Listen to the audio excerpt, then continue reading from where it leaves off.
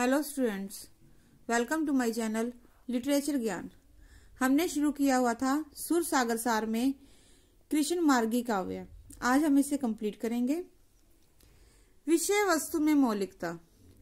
यद्यपि हिंदी साहित्य में भक्तिकालीन कृष्ण काव्य से पहले भी कृष्ण भक्ति की अनेक रचनाएं मिलती हैं, लेकिन इन सब का आधार श्रीमद् भागवत नामक ग्रंथ है। लेकिन अब भक्तिकालीन कवि सूरदास ने कृष्ण चरित्र के वर्णन में मौलिकता का परिचय दिया। भागवत में कृष्ण के लोक रक्षक रूप पर ही अधिक बल है, जबकि इन भक्त कवियों ने कृष्ण के लोक रंजक रूप को भी अधिक उबारा है। इसके अतिरिक्त भागवत में राधा का उल्लेख नहीं, जबकि इस साहित्य में राधा की कल्पना करके पढ़ने में अलौकिक भव्यता का संचार हुआ। फिर भागवत की गोपियों का प्रेम निष्कलंक नहीं, लेकिन कृष्ण काव्य में उनका प्रेम एकनिष्ठ है।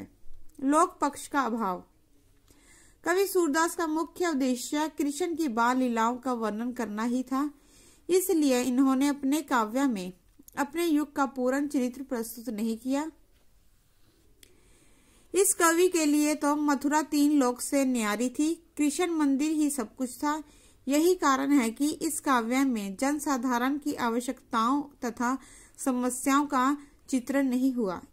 इनकी कविता यशोदा के आंगन, ब्रज की गलियों और यमुना के कुंजों तक ही सीमित रही। समन्वय भावना का अभाव। यद्यपि कवि सूरदास ने सब जातियों के लिए कृष्ण भक्ति के द्वार खोलकर एक महान क्रांतिकारी कदम उठाया, लेकिन फिर भी इन्होंने इनमें समन्वय भावना के वह दर्शन नहीं होते जो राम काव्य में हैं। सूरदास और नंददास ने भंवर गीत के माध्यम से निर्गुण पर सगुण की तथा ज्ञान पर भक्ति की विजय दिखलाई है।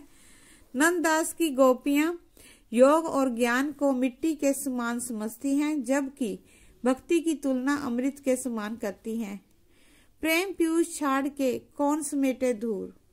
सूरदास भी कहते हैं, मेरा मन अनंत कहाँ सुख पावे। इन कवियों ने स्पष्ट रूप में से यह स्वीकार किया है कि ये कृष्ण को छोड़कर और किसी की उपासना करने के लिए तैयार नहीं। मीरा के शब्द उसे स्पष्ट करते हैं, मीरा के प्रभु गिरधर नागर दूजा ना कोई। रीति तत्वों का समावेश। कृष्ण भक्ति काव्य में जहाँ श्रृंगार वर्णन किया गया है, वहाँ रीति तत्वों का भी सुंदर समावेश मिलता है। सूरदास और नंददास की रचनाओं में नायक नायिका भेद और विरह की विभिन्न दशाओं का वर्णन रहा है। सूरदास की साहित्य लहरी में नायिका भेद और अलंकारों का भेद वर्णन है।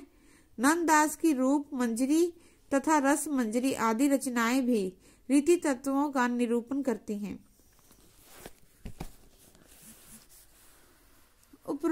उपरोक्त विशेषताओं के अतिरिक्त कृष्ण कवियों की अवतारवाद में आस्था है। गुरु की महिमा को इन्होंने भी स्वीकार किया है। सत्संग और कृष्ण के कीर्तन का भी बहुत महत्व है। भव्य कला पक्ष। भाव पक्ष की दृष्टि से कृष्ण काव्य जितना उत्कृष्ट है, कला की दृष्टि से वह उतना ही भव्य है। कुछ रचनाओं को छोड़कर कृष्ण काव्य की अधिकांश रचनाएं मुक्त गैर शैली में हुई हैं। संगीतात्मकता की दृष्टि से कृष्ण काव्य संपूर्ण हिंदी साहित्य में श्रेष्ठ है। इन कवियों ने अपनी रचनाएं ब्रज भाषा में की हैं। व्याकरण की दृष्टि से भले ही इनकी भाषा में कुछ कमी रही हो, लेकिन इन कवियों की भाषा बड़ी स्वाभाविक और भावों को स्पष्ट करने में पूर्णतः समर्थ है। नंददास भाषा के गठन, कसाव और जुड़ाव के लिए प्रसिद्ध हैं। भावना प्रधान होने के कारण कृष्ण काव्य में अधिकतर गीति पदों का प्रयोग हुआ है, लेकिन फिर भी दोहा, चौपाई, रोला, कवित, सवेया, गीतिका आदि छंदों का प्रयोग भी इन कवियों ने खूब किया है।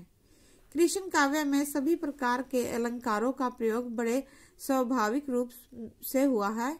निष्कर्ष रूप से यह कहा जा सकता है कि कृष्ण काव्य एक महत्वपूर्ण काव्य है।